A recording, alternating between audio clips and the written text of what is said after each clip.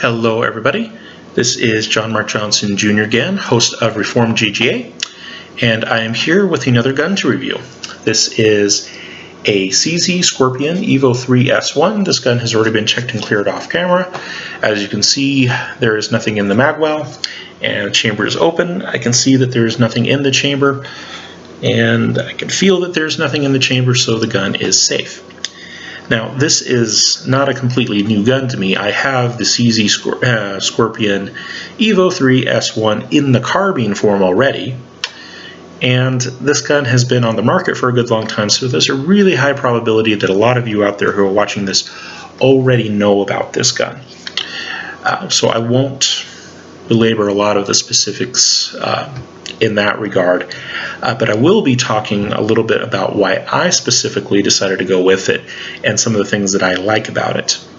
As to why I got this gun, the reason is partially just because I like the CZ Scorpion platform. It's a fun gun, but also it's somewhat unique to my situation. As a lot of you guys know, I travel all the time. In fact, I spend more time in hotels than I do actually at home. I spend about 200 nights a year in hotel rooms, so I don't go home very much. And so my guns, one of the basic requirements that I have to have for them is that they have to be travel friendly. In my suitcase, I have an 18-inch case that fits inside my suitcase that my guns have to be able to fit into, otherwise I can't take them with me. And that case is specific to the application that I have to worry about with going across state lines, possibly having to board airlines and those kinds of things. It has to be approved and approved for all those kinds of uses and suitable to all those uses. And so it really limits what I can and cannot take with me. And I like having a gun that offers me a third point of contact while I travel. And I also am very much so a recreational shooter. I do consider self-defense, of course, but most of the time when I shoot, in fact all of the time that I shoot, it's recreational. There's not ever been a single time that I've had to draw a weapon in self-defense, and frankly I hope that things stay that way.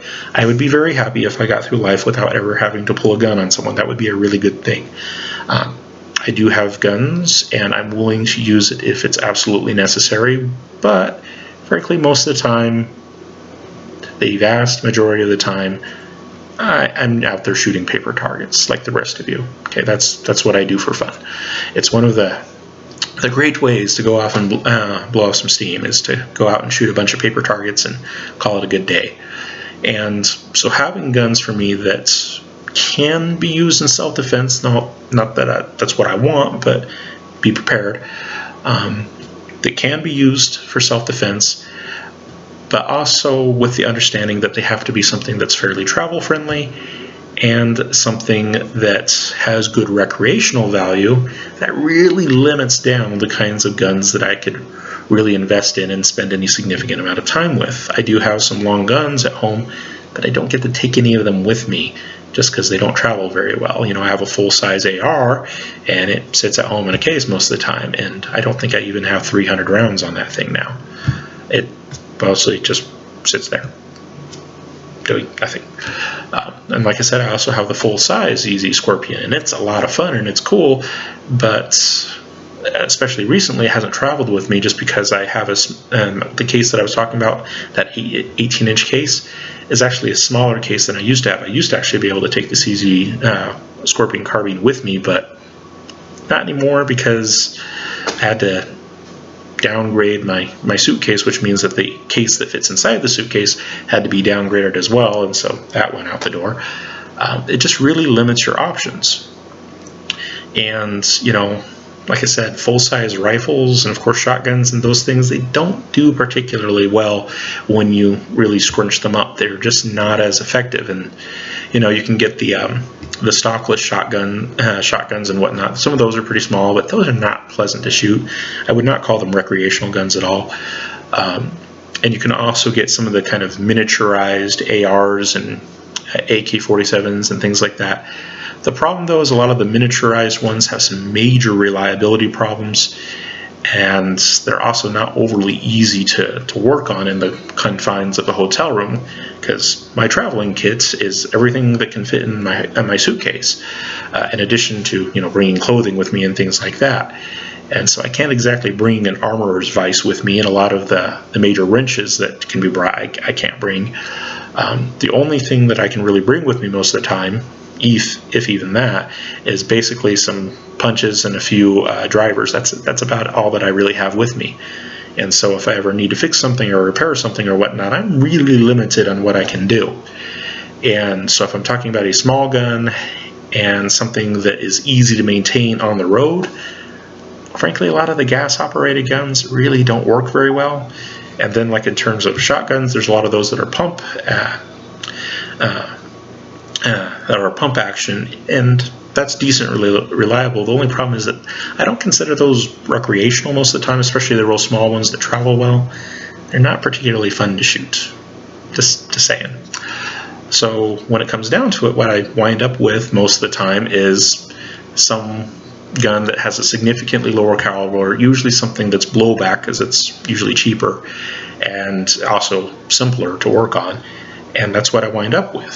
For a long time, I was running around with a CMR30, which is a fairly simple gun, and it's easy. I had a lot of problems with it initially, and I got those fixed, and there's videos on my YouTube channel that talk about it, at least one main video that talks about the CMR30. It had a lot of problems to start off with. Never had complete confidence in the gun because of that, but it was really light, and it was a whole lot of fun to shoot. It was a great recreational gun. A little bit more expensive round than 9mm, but real fun gun. But in terms of self-defense, I didn't feel overly confident with it, and it did have some hiccups, and there towards the end it actually developed a problem with one of the rails that the bolt slides on. One of the rails actually got bent a little bit. It didn't actually cause the gun to malfunction in any significant way. It didn't keep the gun from running, but it did slow the bolt down a bit, and I could feel it as I shot that the bolt was running slower, and when I manually ran the action it felt like it was slower, and so I wound up basically taking the gun apart and refiling that rail and getting it back up to snuff, and it works fine, and it never stopped working. But major quality issues there, and if it had been any worse than it was, yeah, it could have caused problems. And if I had ever been in a self-defensive situation with that gun before I noticed that had happened, that could have been a kind of a bad thing. Granted, primarily that gun was recreational and still is, but I did think of it as a potential self-defense gun if I needed to be. But those hiccups, the initial problems that I had, and then with the guide rail for the bolts and doing weird things, made me not like it so much anymore. And this was still back when I had the big suitcase. And when I looked at what I had available to me, and I had the larger Scorpion, this is the pistol version, pistol legally speaking, and so this thing on the end here is technically a brace. It's not a stock, because legally that's the way it works in America, because we're weird. But I had the full-size carbine, and I found out that if I took the compensator off the end, which I didn't like anyways, I don't really like extra stuff hanging on the barrel just in the first place, just because it tends to loosen up and walk off, and especially when you're talking about a pistol caliber gun, compensators and those kinds of things tend to really be overkill. 9mm is not that powerful. You don't really need a compensator, and so I'd just rather do without. Just me, most of the time. If you can get rid of it, might as well. And that thing was a pain to clean as well, so I was not sorry to see it go. So took off the compensator, put a little thread protector on it, and found out that I could actually fit it in the case that I was using at the time, and so I took it around with me. And man, that was fantastic. I couldn't bring as many rounds with me, because 9mm is a little bit heavier, and it's definitely a larger diameter round, so I couldn't bring as many rounds with me. But in terms of reliability, CZ Scorpion is pretty hard to get to not run. They tend to run and run and run pretty much no matter what. I'm not saying they're perfect. There are a few problems that are out there with CZ Scorpions, but for the most part, and especially compared to a CMR30, way more reliable. And that makes it more fun on the range if you don't have to worry about it malfunctioning, and also gives you a lot more confidence at night when you're sitting in a strange city, maybe in a not so good part of town. It's a little easier to sleep at night knowing that you have something by your bedside that you can rely on if you need it. And so I loved it. and then my suitcase failed, and I had to get a new suitcase. And the airline that my company uses changed the requirements on what suitcase sizes were, so I guess it's a good thing that my suitcase failed, because I wouldn't have been allowed to take it with me anyways. But the airline that my company uses, I call it my airline, it's not, but obviously, but you know what I mean, the airline that I frequently use, they changed their size requirements on me, and so the only suitcase that I could find that matched the size requirements of the airline was still smaller than what my traveling gun case was. And so I couldn't use my traveling gun case anymore, and I went out and had to get a new one, and the only one that I could find that would fit was only about 18 inches long, and man, that's small. I mean, I can fit handguns in there, multiple handguns, and that's not all bad, but I personally don't like handguns recreationally. I do have a lot of handguns, and I do practice with them often, but that's just because of the necessities of self-defense situations. You know, a handgun is much more practical in a situation when you're out and about than any other gun. Any other kind of gun, I should say. You know, walking around town with a shotgun strapped over your back, not gonna get you the kind of attention that you want in most cases. If you're the kind of person that just wants to get through your day, do what you need to do, and then go back home at night and just not really mess with anyone or have anyone mess with you, drawing attention to yourself by, you know, slinging a shotgun over your back or a rifle over your back, probably not the way you want to go. But a little pistol that you can carry inside the waistband or something like that, that's a lot more practical. Self-defense if you need it, but generally fairly inobtrusive, not going to draw extra attention. You go about your day, they go about their day, and the world is happy. And generally that is my personality. I'm not a very confrontational person most of the time, and I have absolutely no wish to draw extra attention to myself whatsoever. That is not my intention in life. Now, for myself as a Reformed Christian, there's certain things that I do have to take a stand on because that is what God requires of me. But for the most part, I'm not interested in gaining any extra attention. You know, when the Bible says, in so much as it depends on you, live at peace, there's good application in that. That's specifically in the application of dealing with fellow Christians, but there are also applications of that depending on what particular text you're quoting, because there's a few texts that relate to it, a few texts in the Bible, that is. There's a few texts that relate to it, and some of them do relate to dealing with fellow Christians, but there are other texts that relate to dealing with outsiders as well. And, you know, if it's not an issue that deals with the law of God, if it's not an issue that deals with who God is, what He has commanded, what the gospel is, if it's a matter indifferent, as we say, adiaphora, then let Him be. You know, if it's not essential, it's not essential, and don't act like it is. And, you know, there are people out there that don't like guns, and I really wish that they did like guns, but, you know, putting myself in a situation where I'm going to wind up, you know, getting in an argument with them in the street about it is not really my thing. It's not worth it at all. And have no intention of doing that. Don't want it. Okay, don't want the attention. But when it comes to stuff at the bedside, yeah, pistols are good for out and about and not drawing extra attention to yourself. But at the bedside, frankly, I do go to some places that are not so great. And sometimes it just has to do with the budget of my company. They give me X amount of money, and they say, this is what you're going to live on for the next week or the next 2 weeks or next 3 weeks or 4 weeks or however long it is. Usually not any more than 4 weeks that I'm out at a time, which is about a whole month. You know, you go out for a month and they say, by the way, go out here for another month. That's great. But they give you a certain amount of money, and it only goes so far, and sometimes you wind up staying in some places that aren't so awesome. The place I'm staying in right now is pretty great. This is a Mainstay Suites in Moab, Utah, and I really love these places. As you can see, it has nice high ceilings. There's a sofa in the background, a couple of beds over there. There is basically a full kitchen in front of me. The bathroom is huge. Could fit you and your mother-in-law. Not that you'd want to be in the bathroom together. I have no idea where that joke came from. But anyways, but a lot of the places that I've been in are not this nice, and not in such a nice place, a part of town, if you know what I mean.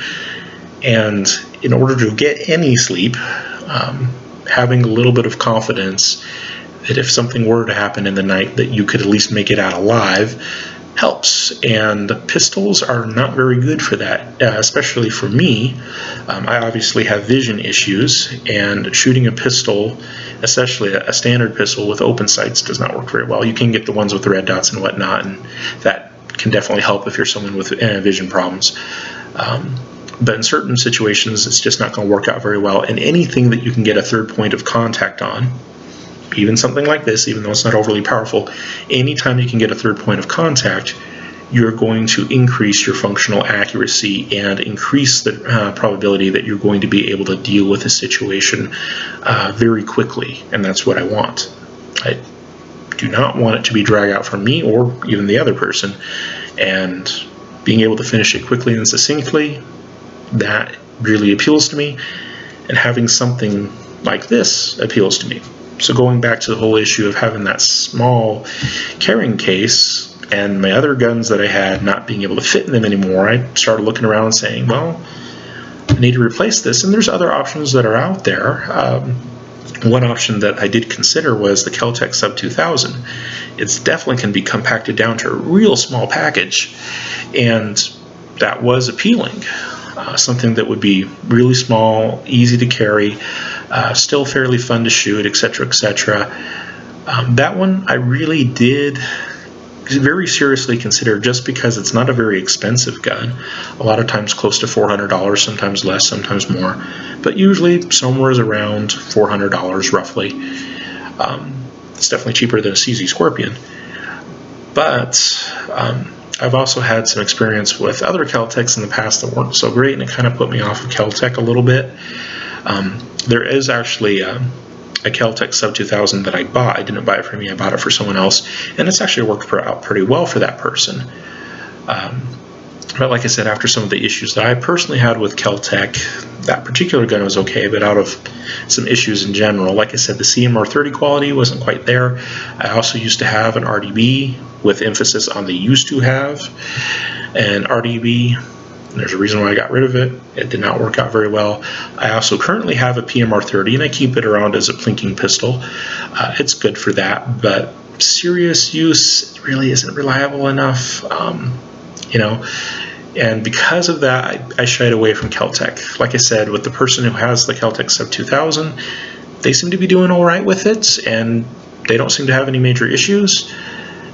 But just all the issues that I had with Kel-Tec just kind of put me off of it, and so I bypassed it. That's probably not a bad gun, and the evidence that I do have from the person that I bought it for seems to indicate that it's an okay gun, but it was one of those issues of, well, maybe that's not a company that I want to be investing in right now.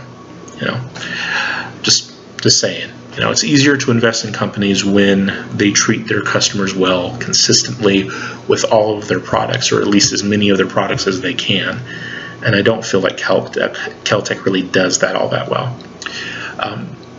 So that one was kind of out. There are other guns that can be taken down to a fairly small package, like the Ruger PC carbine is a takedown model, and so you can take it apart and you can fit it in a fairly small case.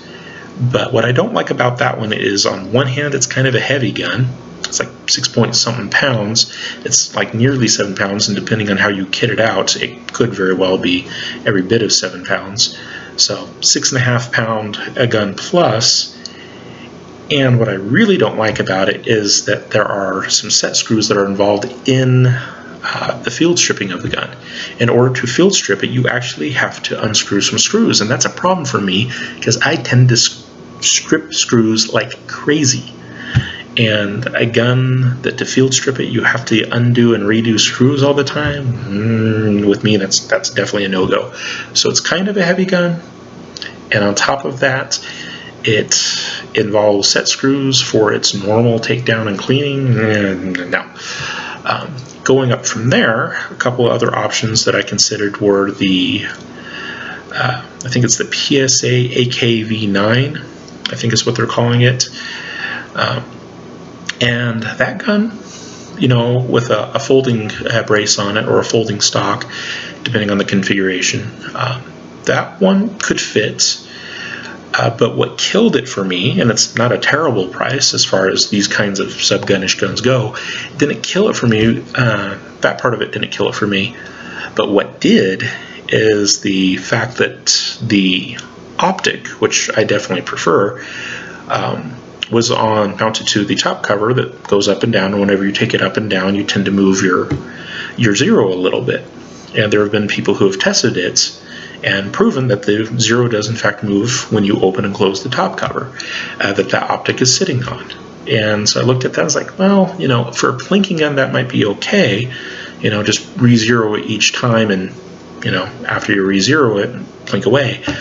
But for something that I'm going to take with me traveling, and there's a much higher chance that I'm going to have to perform maintenance on the gun than I'm actually going to have to shoot it in the hotel room, there's a good chance that I'm going to wind up opening and closing that top cover before I have a chance to shoot it again, and certainly before I have a chance to figure out where the new zero is.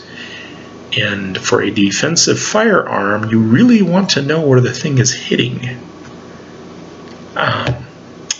And there are some cheats that you can do. You know, I do have a laser bore sight that I kind of cheat with, and in fairly close quarters, it works well enough.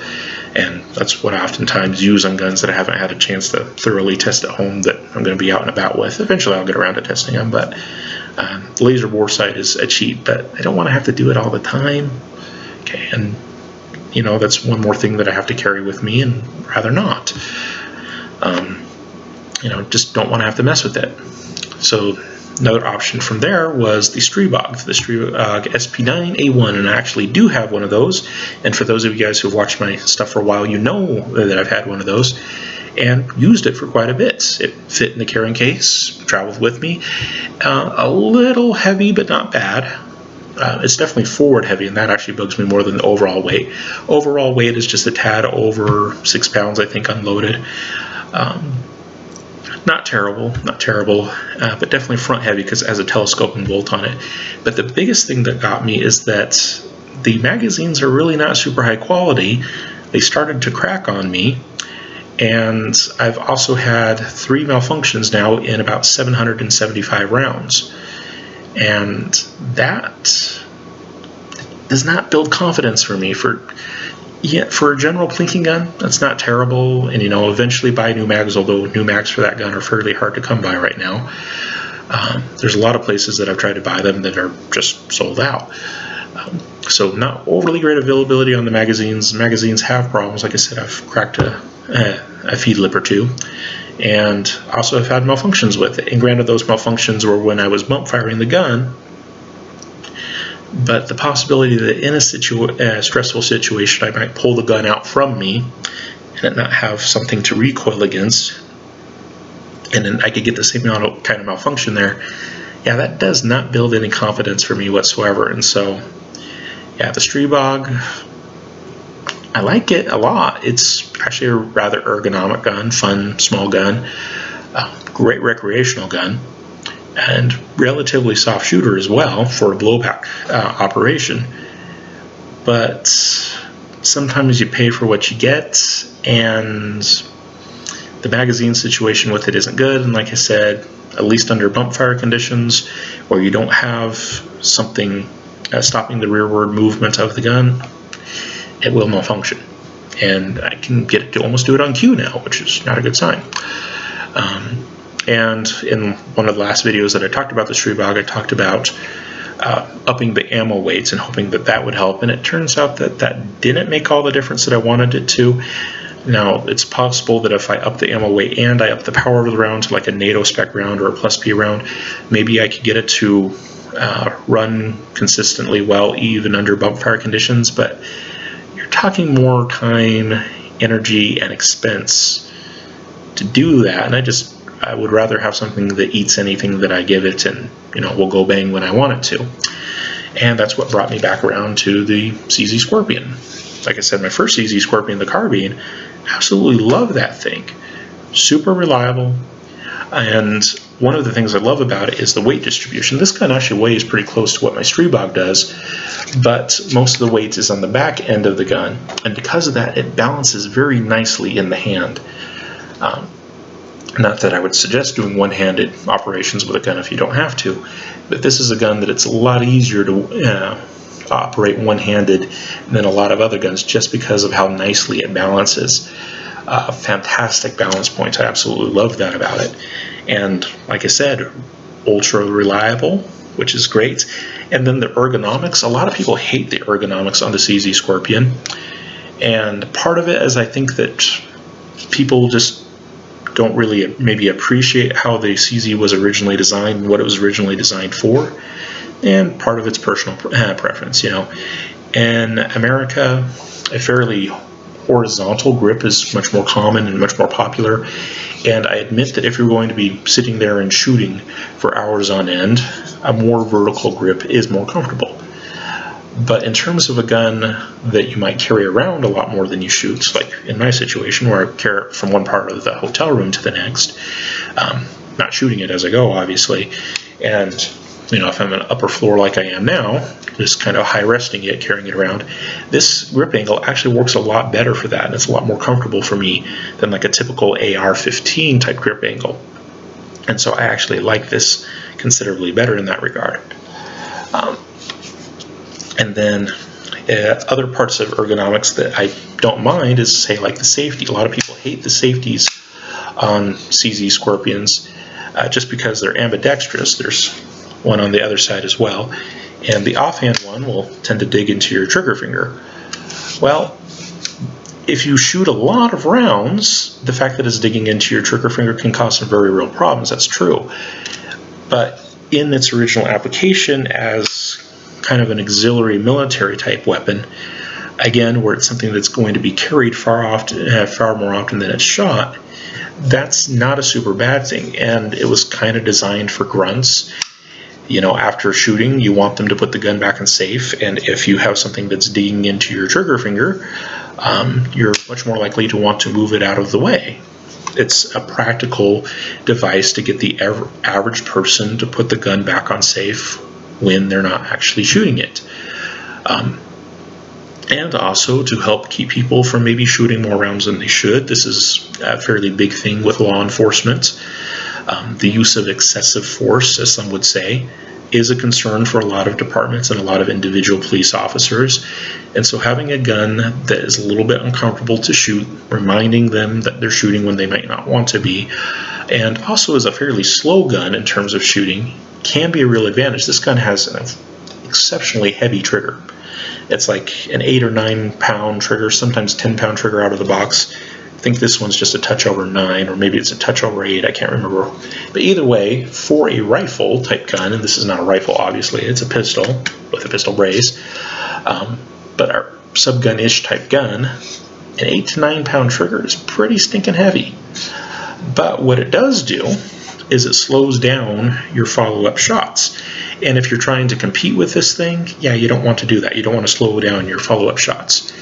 But if you're especially a law enforcement officer or even a citizen involved in a citizen shooting, the last thing that you want to have happen is be in a position where people could justifiably accuse you of an excessive use of force. You don't want to fire more rounds than you have to.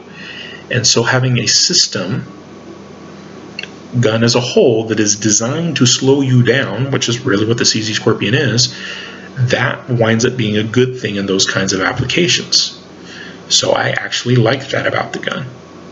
Lots of other people hate it, and it's because really they want a purely recreational gun or even a competition gun. And frankly, the CZ Scorpion, as it was originally envisioned, was not designed to be a competition gun. It was not meant to be a fast shooter with quick follow-up shots. They designed it to slow you down. Now, yes, the true military version, law enforcement version, is full auto capable, is burst fire capable. But still, even in those cases, the trigger is still usually fairly heavy, and it's meant to slow you down a bit. And it's designed with the fact that a lot of, frankly, military and law enforcement guys don't get maybe as much training as they could, and so they kind of build things into the system to kind of prevent some of those problems from happening. I think I already mentioned this, but this gun, when it originally came, didn't have this grip on it. This grip was sitting in the box, but it didn't actually have this grip on it. It had the mag pull grip, which I admit is comfortable. And if I was to be actually having this thing in the firing position for a long period of time, I would like that. But for what I do, which is mostly carried around, you know, doing the upward rest thing, this grip is actually more comfortable for that. Another thing that was different when it came was the magazine release. The magazine release originally had a little duckbill on it. It was, again, the mag pull version. And I was actually considering leaving that alone for a while. And, you know, just one of those things that I don't like it, because I actually like this version better because it's nice and neat and trim and it's not likely to snag on things. And I'm traveling everywhere, and it goes in suitcases and up against my body, and I might be wearing, you know, 3 layers of clothing and a shirt and a winter vest and a winter coat as well, and there's a good chance that it's going to wind up snagging on something with all of the crazy things I do. And so having a flush fitting mag release is actually something that I do prefer, and that's how the original mag release was designed, is something that would be flush and relatively difficult to accidentally engage. But when it came, this particular gun came, it originally had a little bit of a duckbill there because it had the mag release on it, and I don't like it, but I was thinking, yeah, you know, we'll see how it works, it's okay. And I wound up getting the Magpul 35 round magazines for it. And when I put it into the gun with the Magpul magazine release, it didn't work right. Either I couldn't get the magazine in, or if I opened up the bolts, I could get the magazine in, but then I couldn't close the bolts over the magazine. That was weird. Found out that that magazine release was sitting too high in the gun. So I had to take it out and put back on the original, which I'm okay with, but you know, it would have been nice if at least the thing worked. But yeah, this is basically now a stock CZ. It wasn't that way when I originally got it, but I returned it back to stock because for me, that works better. I appreciate what CZ was originally trying to do with the product. They weren't trying to create a race gun. They weren't trying to compete, make a competitor's gun. They were trying to make something that was practical for the military, for law enforcement, and even for the self-defense market. Something that would slow you down, something that would remind you when you're on safe or off of safe, and something that would be relatively snag-free, etc., etc. They put a lot of thought into that, and they came up with something that worked. I'm not going to say it's perfect because it's not, but they came up with something that worked. Another thing that's not appreciated about the gun sometimes is the end. A lot of people don't like that the front end is cut down a little bit because they would want to move the front sight forward a little bit and give them a little bit better sight radius. And I get that. If you're going to run open sights, yeah, having a longer sight radius is nice. Not really what I'm interested though, though I'd much rather have a red dot sight that can be operated in a much wider array of conditions. But if you want to go with the open sights, I understand wanting a longer sight radius, but in its original application, especially as a full auto capable weapon, that cut actually makes sense because you can do kind of a C-clamp hold around the gun, and you can hold the gun down so that when it goes into full auto, it doesn't pop out of your hand. You know, this stop where it is, this is another thing that was changed at the gun shop that I bought it from. The gun shop that I bought it from had taken the hand stop and they moved it back here because they wanted to keep your hand as far away from the muzzle as possible, and I get that. But the reason why from the factory they come all the way forward is so that you can put your hand forward and grip around the front end. That's what it was designed for.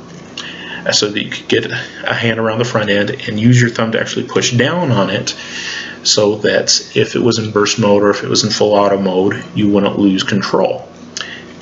That's good foresight on their part. It would either be you grip around the front, or it would have a vertical grip.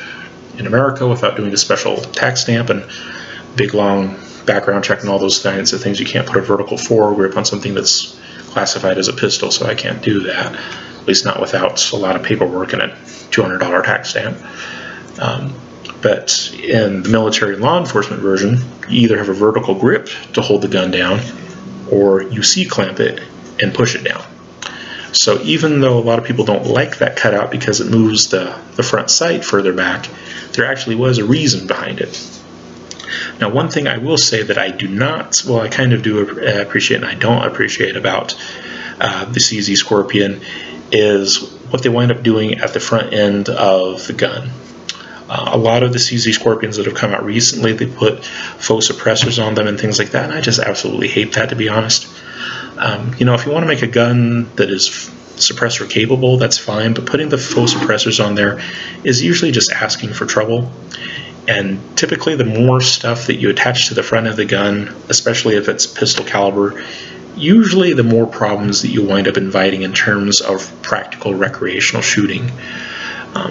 You know, like I said, if you have a real suppressor, that's one thing, you know, so you don't have to use ear pro and those kinds of things.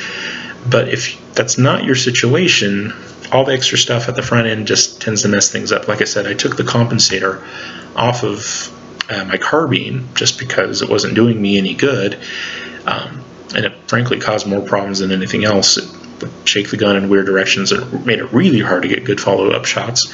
So that came off. On this gun, there was also something on it that I wound up taking off. The little flash hider or whatever that is, I left on there, and I left it on because this one actually has, I don't know if you can hear it, but it actually has a little ratcheting system that keeps it from unturning on itself, so I don't mind that. Something that's not going to come loose. That is a good design. But if I can actually get this thing off there, originally it also came with a little thread protector on the end, and that thread protector would fit inside of this little flash hider compensator or whatever thing this is. It would fit inside of there, and my experience with thread protectors is that they come loose eventually. Unless you really torque them down, they tend to come loose, and that can cause some major problems. You can damage the gun, you can get some weird back pressure issues going on. Potentially you could have a bullet fly off in a weird direction, possibly hit something or someone that you don't intend to hit. Not generally a good condition. And on top of that, that little thread protector would have been trapped inside of what this little thing that's basically a cage at that point, having rounds impact it potentially repeatedly if you don't initially realize what's going on. And that just seemed like a bigger risk to me than anything else, so I don't have the inner thread protector on the barrel. I just have the outer one that actually ratchets in place, and that keeps it from coming loose. So I don't have anything that could actually come loose on the front end of the gun, and that is definitely the way that I prefer it. And frankly, I really wish that CZ would stop putting random weird things on the front ends of their guns, because it's 9mm, guys. It's not that powerful. It doesn't really need a compensator. It doesn't really need a flash hider. Okay, a simple thread protector that you could really torque down on would be good. It would also be really nice if they just supplied an O-ring with the thread protector so that you can tighten it down without having to worry about any major problems. Okay, so yes, I like the CZ Scorpion in a lot of regards, and I appreciate what it was originally designed to be, and it works out pretty well for me. But that doesn't mean they're perfect. The whole, what they do with the front end of their guns thing with the faux suppressors, and then thread protectors inside of cages, and it's just weird and it needs to stop. Okay. Now, looking at the back end here, this nice brace, you know, I'll give this to SB. This is one of the SB braces. They do the best they can within the legal requirements of the law, and the law requires that these things be braces, not stocks. And because of that, there's always going to be some failures in terms of functionality, and one of them is that this is flexible, and that's the way that most braces are. They're flexible so you can actually open them up and stick your arm inside, and because of that, it's not going to be the most secure thing ever. Now, that said, the top part of the brace is actually very rigid and I can't flex it. But the bottom part, yeah, it flexes all over the place. So it's not perfect, but it's good enough. And at least with the way things are right now, the ATF says that it's okay to occasionally shoulder these things. So in lieu of a proper stock, it's it's functional. It's not great, but it's functional, and it's certainly better than having to do a $200 tax stamp and, you know, huge background check and all those kinds of things. And this one is actually relatively secure. It's not perfect. There's still a little bit of play in there, but with every folding brace or stock or anything that I've ever had from CZ and other companies, there's always a little bit of play. And this one has a little bit of play. I can get my thumbnail inside the lockup joint, and that's about as much play as it has. But that's not much. And when you're talking about the practical functional range of a gun like this, you know, 50 yards pretty comfortably. Occasionally you can stretch it out to 100 yards, maybe a little bit past, but they're really relatively close quarter guns. And so having a super secure brace or stock is nice, but it's not necessarily going to do a whole lot for you in this kind of a setup.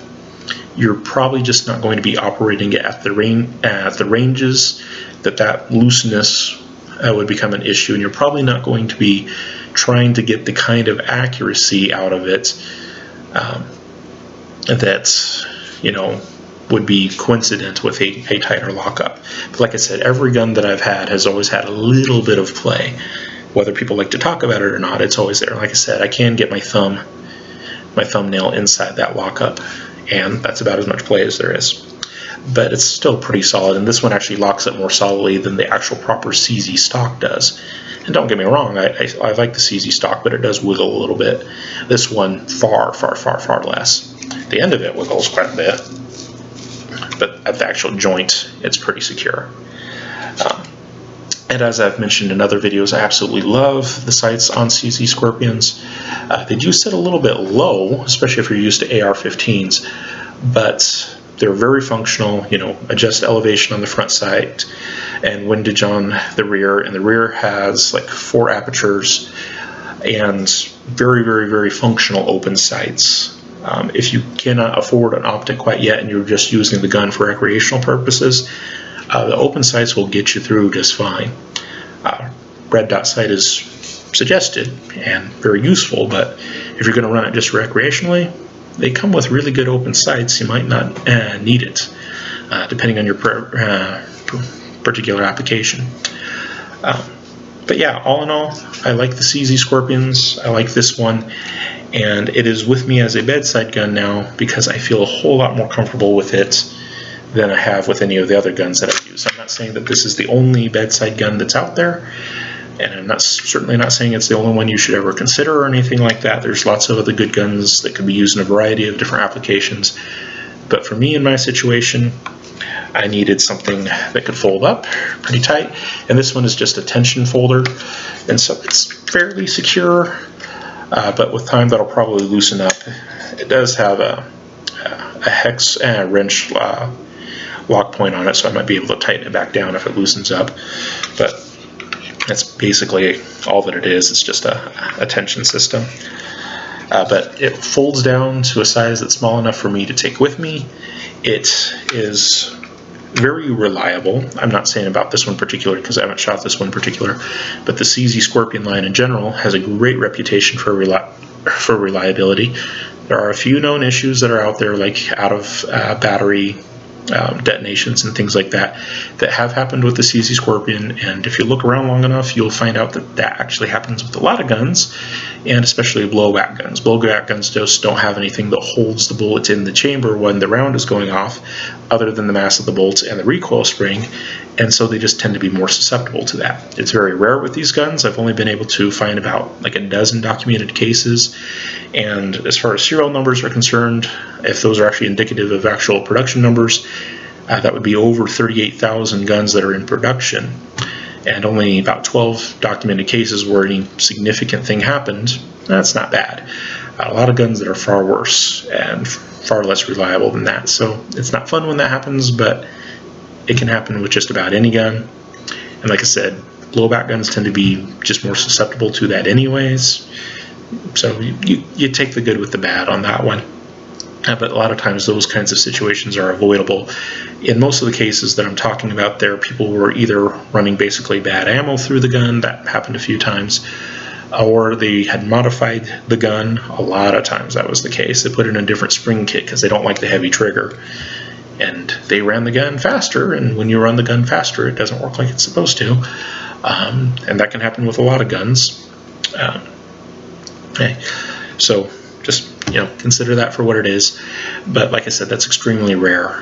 That's like less than a 0.04% chance of that actually happening to you. Absolutely minuscule. Compared to my Streebog, for example, my Streebog had 3 malfunctions in about 775 rounds. Whereas these usually malfunction less than 1 in 1,000 rounds on the low side of what they're capable. On the high side, it's about like 1 malfunction in about 5,000 rounds on the high side of what they're capable of. Easily beats the Streebog in terms of just general reliability, knowing that it's going to work when I want it to work. Yes, there are weird catastrophic failures that can happen, but that can happen with any gun. But if I am going to have a catastrophic failure, frankly, I want it in a gun like the CZ Scorpion. Pistol caliber is not as powerful, so if you have an out-of-battery detonation, it's pretty safe. I'm not saying it's perfectly safe. There's still a risk for injury, but pistol caliber is not super powerful. It's not going to be that big of a problem. And then this one has the polymer receiver, and polymer just simply does not allow pressure to build like metal does. So if you have an out-of-battery detonation, metal is going to tend to hold that force in for a longer period of time and allow it to build for a longer period of time, so that when it detonates, you basically get a mini pipe bomb. Polymer, on the other hand, tends to deform relatively easily, especially under super high stress, and so it'll blow out the sides of the gun. And there have been cases with out-of-battery detonations that have blown out the sides of the gun. Usually just take a chunk right out of one side and a chunk right out of the other side. The front end will basically be intact. The rear end, and often the trigger pack and all that, will be intact, but just the sides of the receiver will blow out. And that's because that polymer receiver is designed to fail in that way. It's designed to fail safe. The polymer blows out very quickly without very much pressure being built up at all. So instead of a pipe bomb, what you have is a couple of pieces of flying plastic, and plastic has a relatively low density. It does not tend to carry a whole lot of momentum, doesn't tend to do a lot of damage. Every person who's had an out-of-battery detonation with a gun like this, or with the CZ Scorpion, has lived to tell the tale and suffered no serious injuries, at least in any of the cases that I've been able to see. It's really annoying when your gun blows up, but these guns, if they do blow up, they blow up really safe, a lot better than a lot of other guns that are out there on the markets. Just pointing that out. Okay, so yeah, that's basically why I like the CZ Scorpion and why I have it now. It's not that I think it's the best gun ever, because it's not. To answer the question of the best gun ever, you're always going to have to qualify it with for what purpose. How are you using it that makes it best in that application? And there's lots of applications that, a 9mm subgun-ish type gun that's semi-auto only, not the greatest. But it is definitely recreational, shoots a very cheap round, and it is fun to shoot, very fun to shoot. It can be pressed into a defensive role if it needs to be. I can compact it down into something that's small enough to take with me without sacrificing much in the way of performance. I'm actually getting better performance with this longer barrel than I would out of a regular pistol. It works for me. And if you guys happen to be in a similar situation where you're looking for something that is fun and relatively cheap to shoot, at least as far as centerfire ammunition is concerned, and you want something that's going to be decently reliable, and in the case that it fails, which is very, very, very, very rare, like I said, only about a dozen documented cases in over 38,000 guns, if that's what if you're looking for something like that, you might really want to go back and consider the CZ Scorpion. I know it's getting to be a bit of an old gun now, but it still works, and it still works rather well. And it's just all kinds of fun. I love this thing in so many regards. Love the balance especially. It's a little bit lighter than my Streebog, but definitely much more back heavy, so one-handing it is just so much easier. But I'm going to wind up repeating a whole lot more material than I already have if I keep going, so I'm going to end it here. Thank you all very much for your time and attention, and hopefully gave you at least a little bit to consider and shared my crazy randomness of why I do the things I do.